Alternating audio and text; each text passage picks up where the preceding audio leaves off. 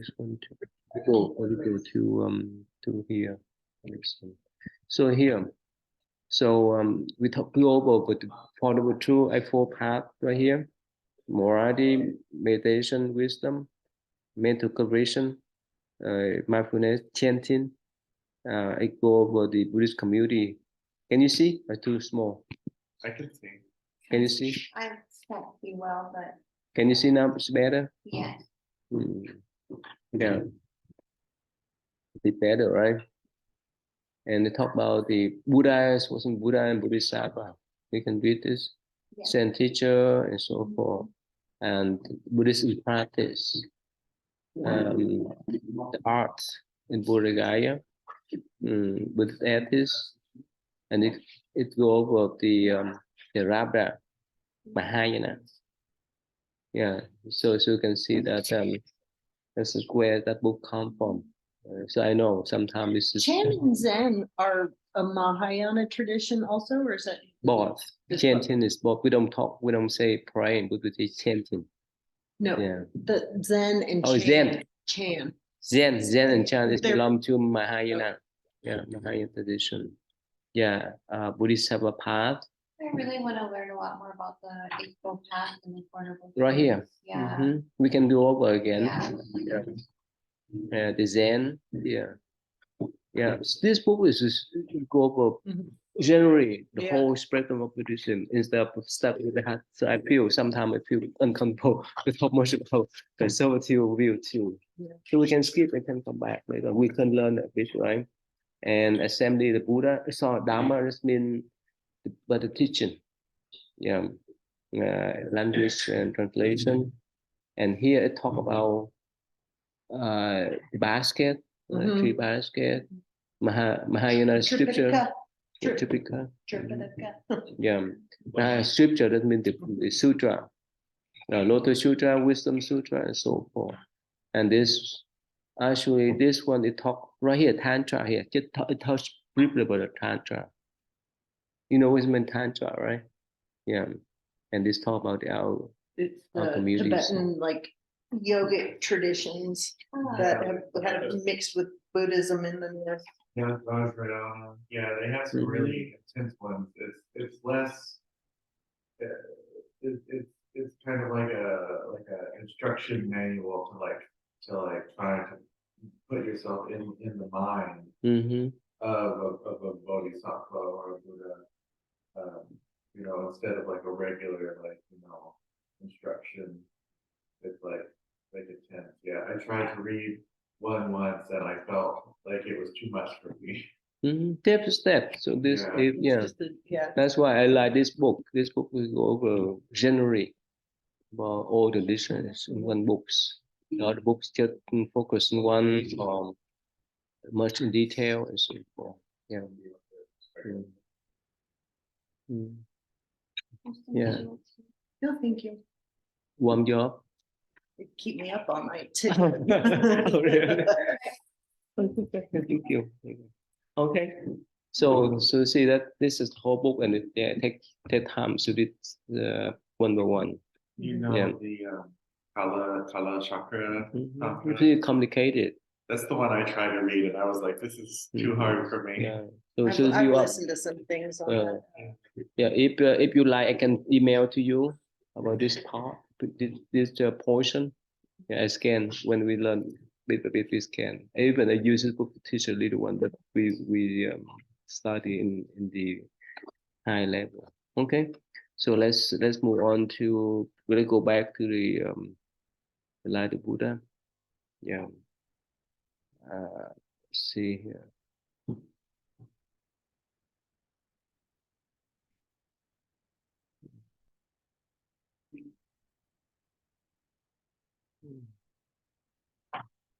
It's okay. Yeah, it was just my insurance company. I needed to mention. Okay. Yeah. Okay. Let me move back here one more time. So, yeah. So I just mention that we may skip this part. It's just about the ancient Indian belief. So I think we don't need to waste time for that. So this is the career of Buddha, right? How he born, the Eternal Foresight. Have you read this cut before? The Foresight before? Mhm. You read it?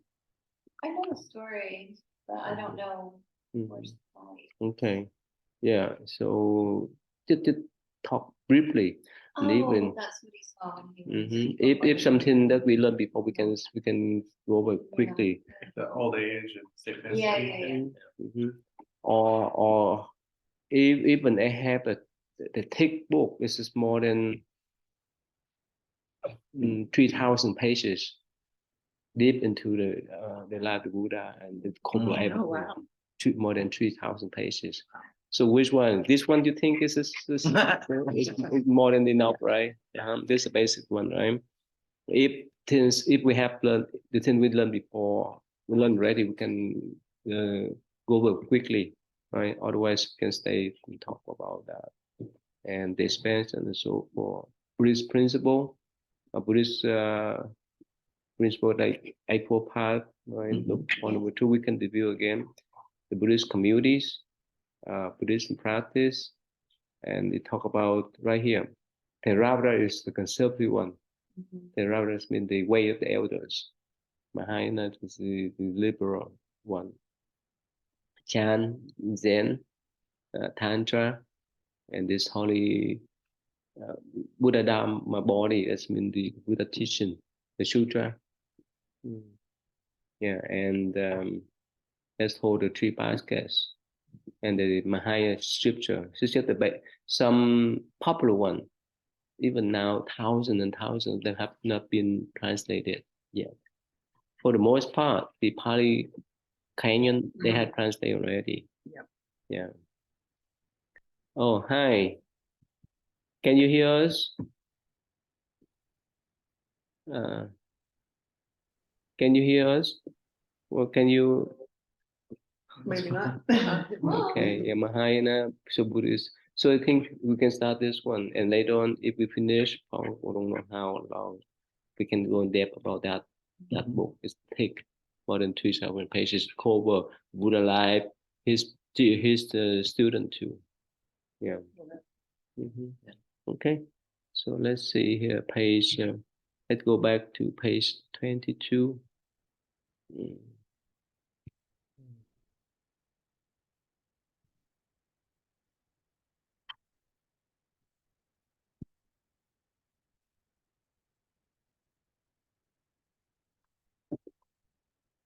This is talk about here the ancient during Buddha times, ancient times. Here, Kapilab too. That's where he was born. And actually, his country, Lumini, is where he's born. And we can go over briefly. So this is the important city, important places that relate to his life. Buddhigaya right here, where he attained enlightenment, Nalanda, and so forth. Yeah. So let's see here. Let's skip. We talk about class, member class, and hierarchy, right? The 4 classes, Anson City. Okay, here the Latin.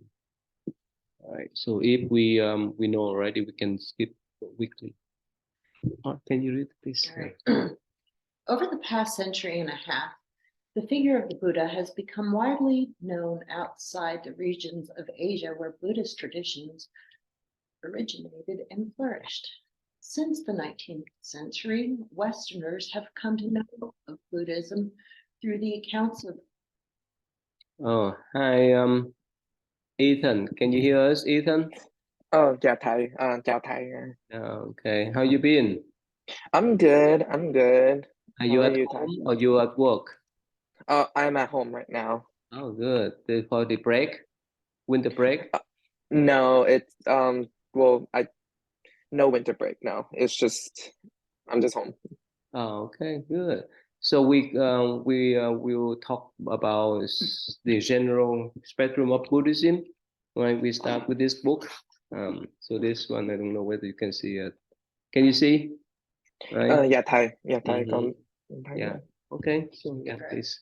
Let's see. Since the 19th century, Westerners have come to know of Buddhism through accounts of the Buddha's life, such as the epic poem, The Light of Asia by the English poet Sir Edwin Arnold, or through the works such as Siddhartha by German writer Hermann Hesse. For more than 2 millennia, narratives of the Buddha's life have, not surprisingly, played a vital role in the lives of Buddhists throughout Asia, and from the figure of the Buddha, emerges today as through a prism, appearing at one point as superhuman wonder worker, at another as a rationalist philosopher. He has even been seen by some modern writers as crusading social reformer. It is noteworthy, then, that the Buddha's biography, in the sense of comprehensive account of his life from birth to final passing away, appears to have developed only gradually among Buddha's followers during the 1st century after his death, probably in close conjunction with the development of important pilgrimage sites identified with key events in his evolving life story. There's a lot, right? A lot of information, right? So, you know, have you read about this book, Life of Asia, before? No, I You haven't. know about this? No. This the first ever books are published in the West in 1979. That's why it raised some kind of curiosity for the Westerner to learn about Buddhism. To talk about he wrote about the poem. It's beautiful. Mhm. If you have time, you can read that. It's so beautiful. And you know the story, Yeah. Siddhartha. I've read That's that the in fiction, not the real one, right? Yeah. Mhm. You love. I love that. They translate it into Vietnamese. German writers. Yeah. So, Buddha life is so important. He has important role in life of Buddhist people throughout Asia. And so depend upon how they view, right? Through Buddhism, either the superhuman wonder worker, does it mean he has a lot of psychic power? Yeah, we can learn later on. And another one is rationalist philosopher. Some of them, especially in the West, they say Buddha appear as rationalist philosopher. His teaching. Uh, yes, Oh, and no. a modern writer, crusading social reformer. You know what I mean? The social reformer is because he allowed women into the Sangha and didn't Opposed pay caste. opposed to Yeah, caste. and allow everyone, whether the slave, prostitute, king, or anyone want to be Buddhist monk, no, he would allow. Yeah, there's no class discrimination at all. That's why this is social reformer. Okay, send the 1st century after his death. So right now they have 4 places related to his life. The Lumini, where he was born,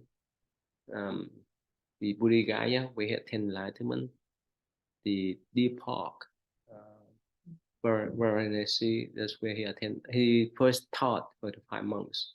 The last one, the Kushinaga, where he passed away. So these are the 4 main ones. But the Buddhigaya is the most important one. I went there, and many people love that. You could feel the energy there. I want to go there so much. Yeah, one day. Actually, we plan to go toward the end of 2020. What COVID? Yeah. Right before we build the temple, I made an announcement to the people. I made some kind of arrangement already, not much in detail. Yeah, we will go to visit the Buddha places that been shut down. I don't know when. Probably have to wait for 2030. I don't know. One thing is I want to go there to visit the Buddha places. Another thing is that you can see the Dalai Lama too. You met him? You met the person? Oh, in the 2013, Yeah, we were here. you were here? Yeah. At the Yum Center and stuff. Jump Center, you were there too? Yep. You were there? No, you don't know about that? Or you, how long, how many days did you attend? We just went to the one Just day one. because One. because It's- Willow was kind of small at that time. So our daughter, She went, didn't she? she did go, but we just went to the big, like, Yeah, the public big thing. song, Yeah. More than 14,000. Yeah. And they lined up from Yum Center back to Indiana Bridge. Yeah, they lined up to go to that Zoom center. And of course, most of them are non-Buddhist. Yeah, we were just minority ones. He draw a lot of interest. Now he getting older. He's almost 90 now. So he could not fly anymore. Yeah. Actually, the mayor, right? The mayor, Fisher, he just went there. Yeah. You know, right? Yeah, I knew that. I saw the pictures right off the bat when they were there. Yeah, he I think he brought with him probably 5 or 6 different mayors to see Dalai Lama over there. Okay, so that's why. All right, let's just move on to the next one. Okay, you like to read, please? Yeah, can you see or you want to have bigger? It's good. The Buddha. Ethan, can you read? Ethan, can you see? Yeah, Thầy. Oh, okay. Yeah, go ahead, please. Oh yeah, con không đọc. The Buddha is, to be sure, vividly present in the earliest surviving canonical texts, since in most cases these teachings are in the form of dialogues between the Buddha and those whom he taught. Moreover, these texts provide detailed accounts of connected episodes in the Buddha's life, in particular the events up to and following his enlightenment, and the period immediately before his passing away. But a continuous narrative of his life developed only gradually, and in fact, Jataka stories, accounts of the Buddha's previous life, were, judging from their prominence in canonical collections, of more concern to the early Buddhist community than the details of his early life in Siddhartha Gautama. Buddhist tradition also holds that Gautama was but the latest in a long line of Buddhas extending indefinitely into the past and future. Understand, right? Can you summarize? I'm about to sneeze. Maybe it's going away. Okay. Yeah, do you want me to read more? No, summarize. please. Summarize? It's saying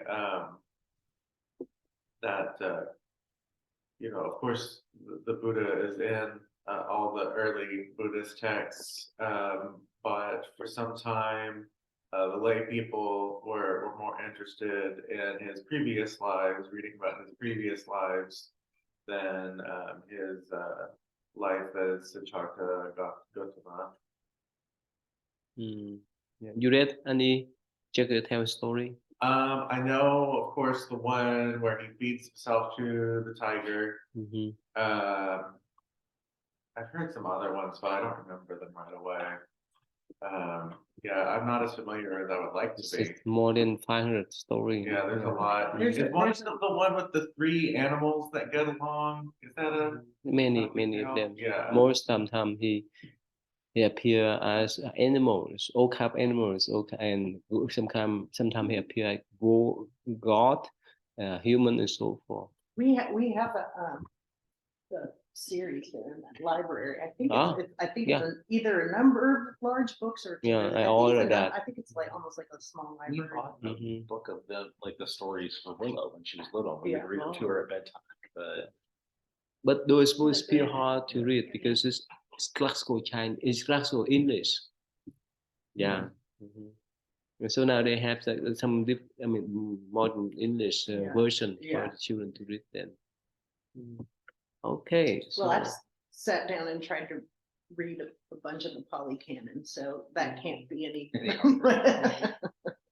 You like to read this? You want to read this one? Some scholars have attempted to separate clearly the complex intermingling of mythic and historical strands of Buddha biography. Yet despite a considerable amount of research and debate, there is presently no consensus among scholars regarding the historical dates of Gautama Buddha's life. There is widely accepted tradition that he gained enlightenment Yeah. Almost. Nice try. at the age of 35 and lived to be 80. By the dates of his life proposed by different traditions of Buddhism and by modern scholars have varied considerably. Western scholarship throughout much of the 21st or 20th century have accepted 486 or 483 BCE as the likely dates of the Buddha's death, with his birth being placed 80 years earlier, 566, 563. In the last 20 years, however, a growing consensus has emerged, based in particular on the archaeological evidence that his death date should be moved later, and many scholars favor a date around 400 BC. Somewhere. They're just debating timelines of about what time did the scholars show up, or the scholars agree that Buddha emerged. And yeah, ultimately we're looking at somewhere around 400 to 500 and 600 years before Christ, and it is before current era. Ethan, can you hear us, Ethan? Yeah, Thai, I can hear Oh, you. good. Let me share with you. This is the class I teach this semester. I use Canvas. Actually, at UPH they changed to Canvas. They start from this semester. Let me remove out the module. Yeah, they may be behind. Yeah. Technically. Yeah, let me pull out this one here.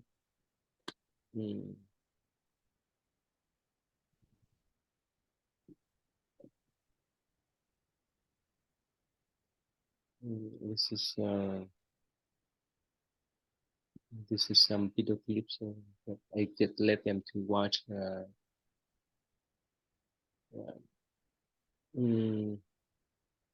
So this is some. Okay, right here. This they get this discovered recently. Would have birth early than. I think I've seen this You one. seen this one? I think so, yeah. Well, I don't know if I've seen this video of it, but I read an article where they were saying it was earlier before based on some Sorry. Let me copy the let me copy the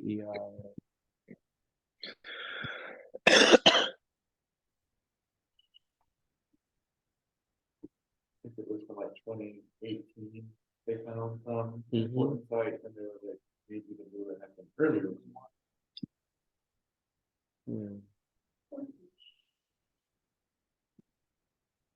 When I get rich, I'm gonna pay for you too. We already do. Oh. That's one of the only subscriptions I've kept for over the years. Yeah, they find here.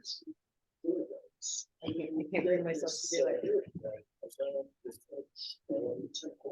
Because right in front of you, in the middle of the temple, actually was an academic site. Very seldom does archaeology get the opportunity of interfacing with the very beginnings of one of the world's great religions. There are two major significant findings from these excavations. The first is the world's earliest Buddhist structure. And it's not built in brick, it's not built in stone, it's actually built in timber. So it's really exciting because it gives us, for the first time, an understanding of what did an early Buddhist structure look like. The second really significant point is there is a debate as to when the Buddha actually lived, when he was born and when he died. Some have him born in the 6th century, 7th century, some have him born as early as 300 BC.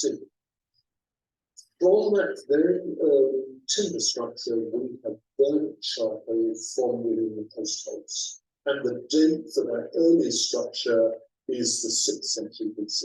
And those have actually, for the first time, given us a calendrical date with which we can now begin to understand the lifetime of the Buddha himself.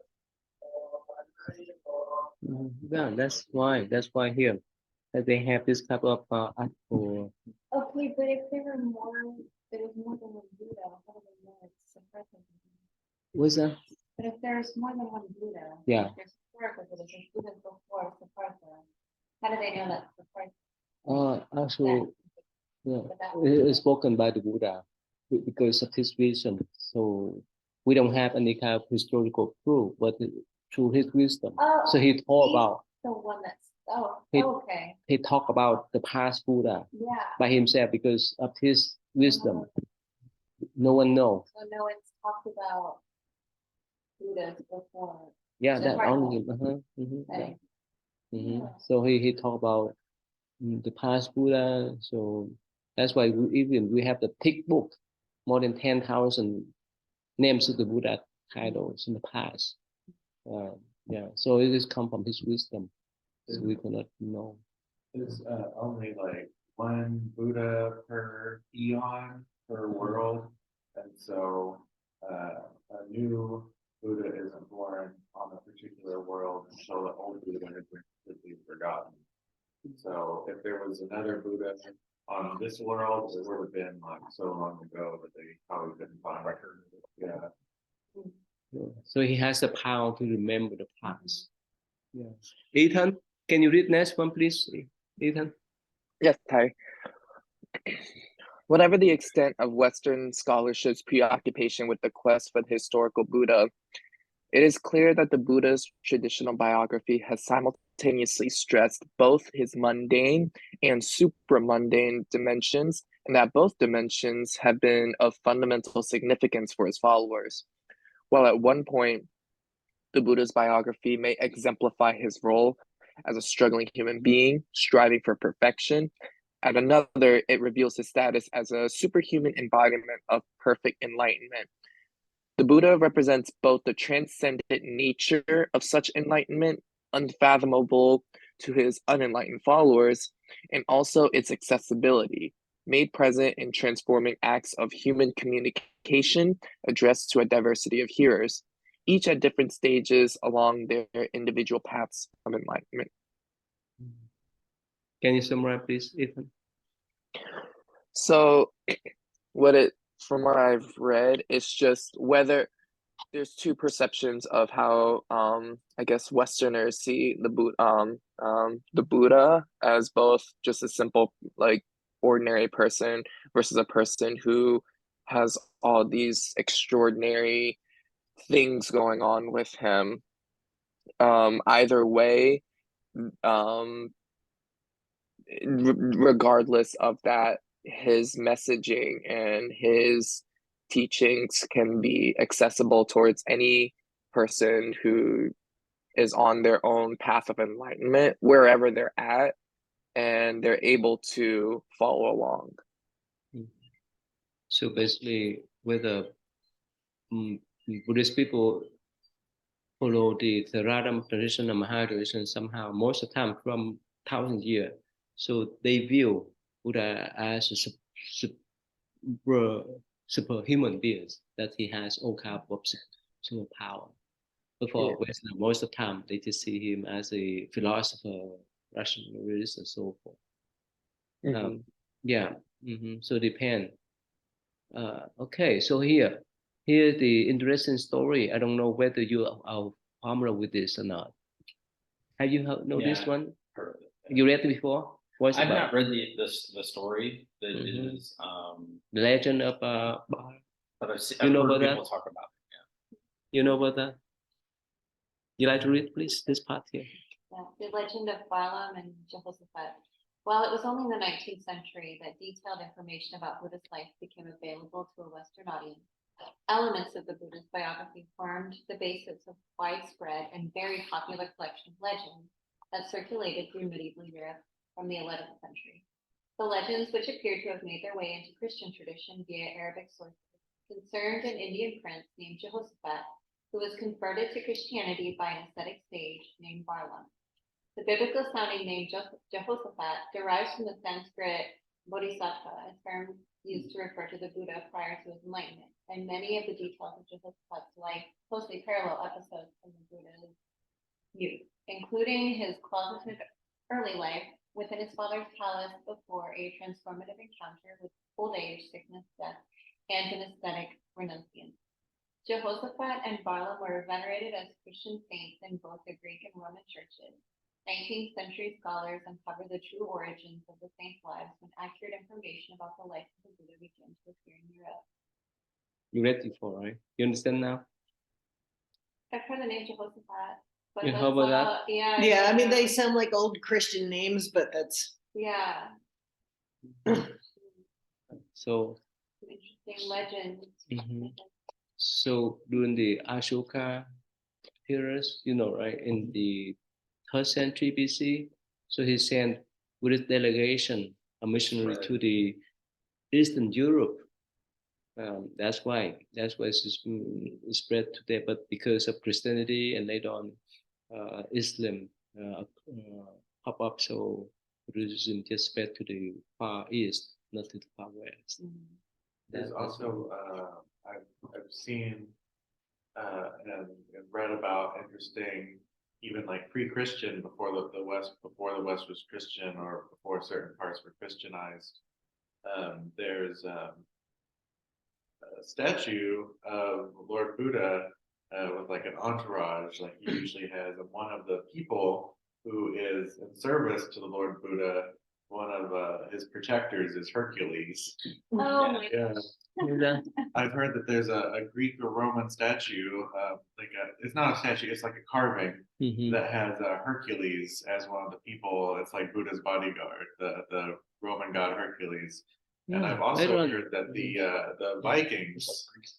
the Vikings of Northern Europe, some of them, the Vikings, of course, traveled by sea a lot. That's by some means. I don't know if they were Buddhists or if they just thought it was a cool statue, but some of the Viking graves have Buddha statues in them. Yeah, actually, many people, especially the merchant who sail on the sea, they used to keep the Buddha statue as their blessing when they sail from India to the Far East, to China, and so that's the way the Indian monks went to Vietnam and China to spread Buddhism there. Yeah, and I just spoke with the local Catholic priest, Vietnamese Catholic priest, and I know before too. So in the Eastern Christian, like Orthodox one, they Ukrainians. adapt all type of Eastern tradition, especially they play around with the incense. So before doing any kind of ceremony, they would spread the urn with incense around to purify the air. We do the same way to light the incense. And actually, the many people, they still do that. So they put the incense in the urn like this and have the string, right? They swing. You see that, right? They swing around the monastery or the hall to purify the ground. And they do that too. So the Orthodox Christian in the East, like in Russia, right? In Ukraine, they do that. Especially Yeah, so that's kind of connection there. But no, they still doing Catholicism too. Oh, really? Yeah. Yeah. Some of them, yeah, not all of them.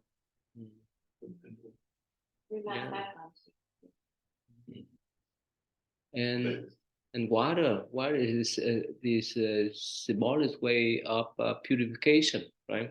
In Buddhism, whenever we have some special celebration, we used to spread to chant to the water and spread it out. Right? I remember one day I went to the church. Right? You have to wash your hands. Is that right? Oh, in front they have the water fountain. Right? Oh, it's to bless yourself. Holy water. Yeah. Holy water. Oh, the blessing is the same. It's in a similar way. in Islam, They do it you, too. and it's very ritualized, like in what order you wash your body parts. Oh yeah, before prayer. And the way you even have to like snort it up your nose and in your, Yeah. yeah. Ethan, can you follow our conversation, Ethan? Yes, Ty. I know that there's a lot of intersect and overlap of some of the Buddhist traditions and how it intersects with Western religion like Catholicism or Islam or all the other ones where there's similarities.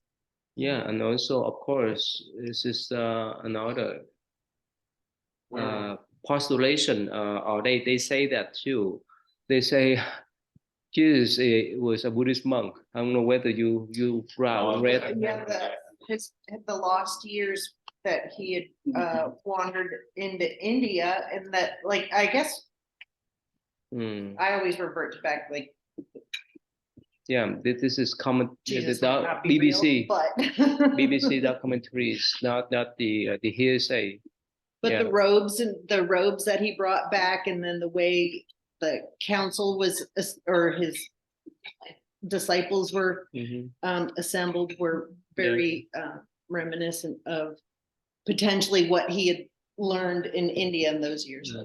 Even if he didn't travel to India, some of the traditions that existed in Jesus's time, it's very possible that they were influenced from people further east, like the Stoics.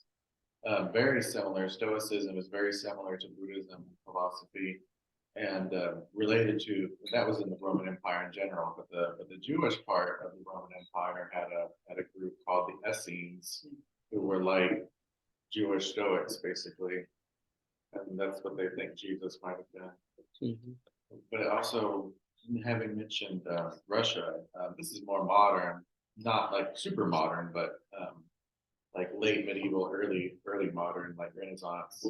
Russia was actually the first Western culture to legally recognize Buddhism, because it's such a big country that goes so far east that they had Buddhists, and like the Queen. Yeah, one small country. Yeah, this Queen Catherine was like, yeah, okay, this religion is fine. I approve of it.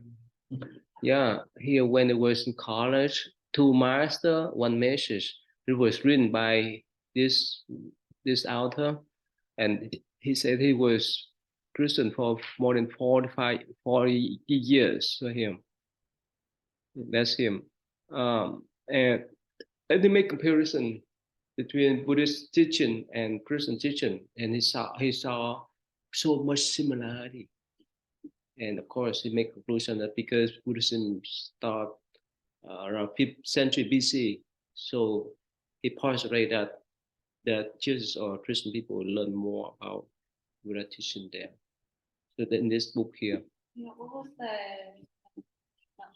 Living Buddha, yeah, living Buddha, living crises. Yeah, this is there's some overlapping teaching there. That's why. In art, certainly too, like the halo. Yeah. Was in Buddhism before it was in Christianity. Yeah. But also even stuff like, in a lot of Christian art, especially Catholic, like gestures like this, like these are mudras, these are Buddhist gestures originally. Yeah, this book, my student love this. It's a lot of image, a picture. That's what you talk about. Yeah. Yeah. Yeah, it's like the halo, right? Makes you feel like you read more pages. Yeah. Yeah. First started, stop. Yeah. So this is a lot of story. Yeah. Let me go down here. This way. Let's go to the next page. Let's. Can you see? Yeah. Too small. That's good. It's okay. Yeah. Traditional accounts of the Buddha's life often begin with stories of his previous lives, in which his exceptional virtues are displayed. For example, in his penultimate birth as Prince Vishantara, the very embodiment of boundless generosity. Following his death as Vishantara, the Bodhisattva, enlightenment being, one who is destined to become a Buddha, is reborn as a Deva, deity, in the Tashita heaven. where he awaits the proper time for his final rebirth of Siddhartha. Some accounts tell of the Devas entreating him to descend into the human realm and of his choice of an appropriately virtuous woman to become his mother.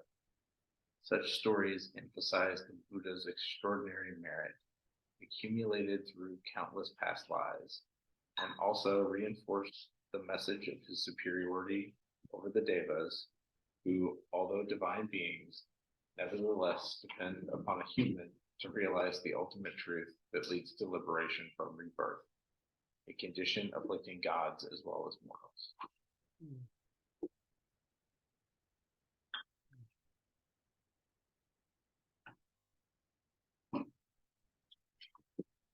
You know, Westminster by Tushiha Heaven. You talked about that before.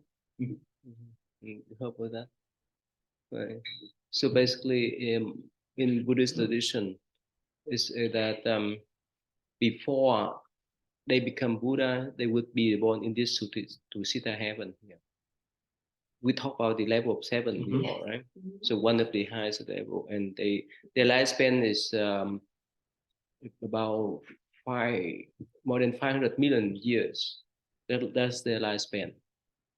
Yeah, to compare with 80. Could you imagine being like born in the Deva realm and you're like, I have got 3,000 more years before I come a Buddha. What do you do for that long in the Deva realm? Yeah. What do you do? Study, practice. You can enjoy. You I can feel enjoy like life the there. two time is perceived different. You know, like, is time perceived the same Yeah. for an ant? as Well, it is for us? Like, well, and scientifically, there's a lot of controversy if time actually exists, or is that just a filter of our perception? So, But like we were talking at the other temple the one time about how when you're a child, time goes so slow, but as you get older and older, time moves faster and faster. Mhm. So if Oh, you were that's in true. like Tashita heaven and you were like 300 million years old, like to you, like 1,000 years would be like a second. Yeah. Mhm. And we compare with the life of dog, the cat, right? yeah, The life of the mosquito, yeah. the fly. Their lifespan too short for us, but too long for them. Mhm. So that's just the time frame is quite different from each of us, depending upon our karma there. Yeah. So for us, it's too long for them, but for them, it may not be long. Yeah. And that's why in Buddhist stories, sometimes someone were born in heaven, they look down, they see us die, we born, we die. It's like we see the mosquito.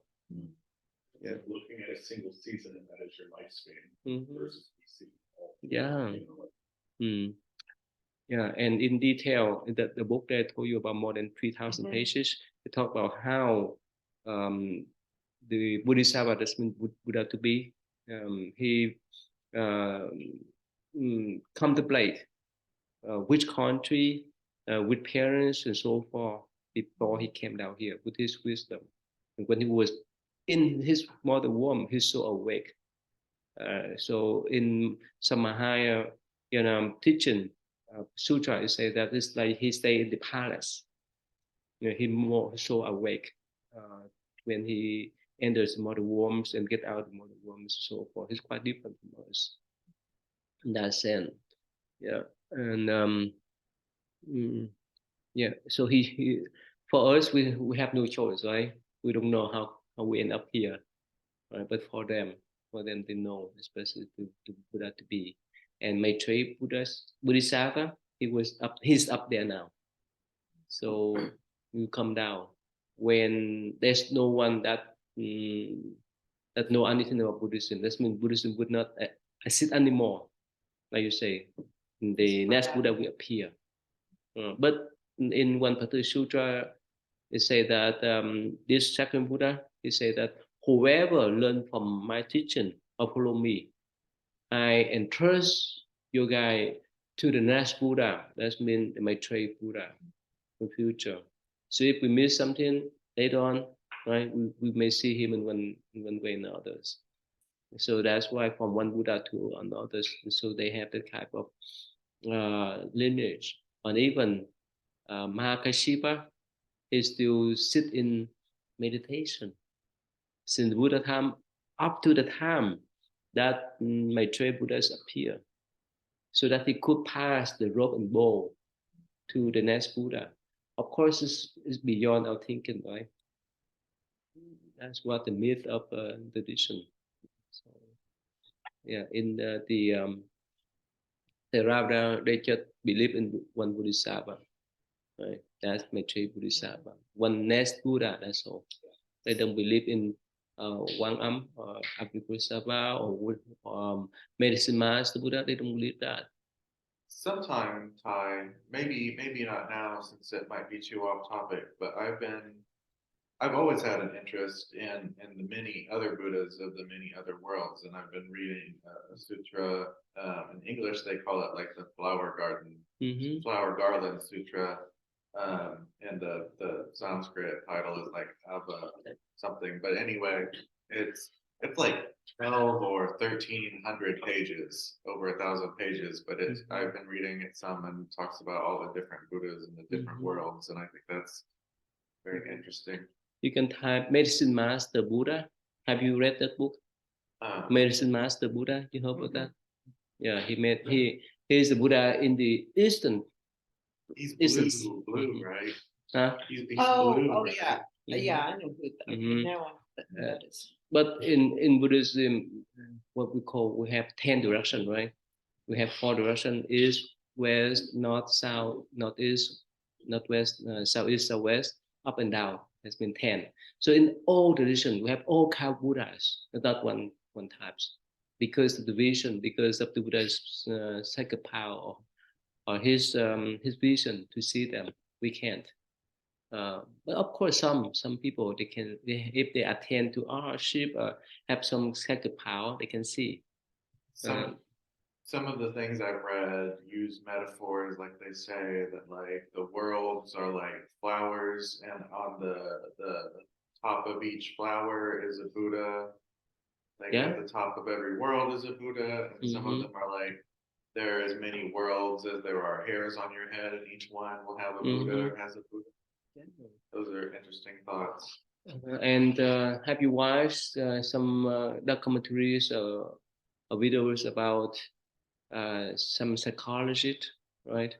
They can someone who has a psychic power to see the ghost, right? To see the invisible beings. Well, there's a lot of documented things about what they call that one psychic detective, right? Oh, you heard about that? They have that special skill. They have that special skill.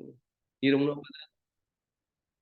well, the government has, you can go back and look at all these, where they have, documented all these, psychics and stuff like that. It's really pretty. There's this one guy, and I wish I could remember his name.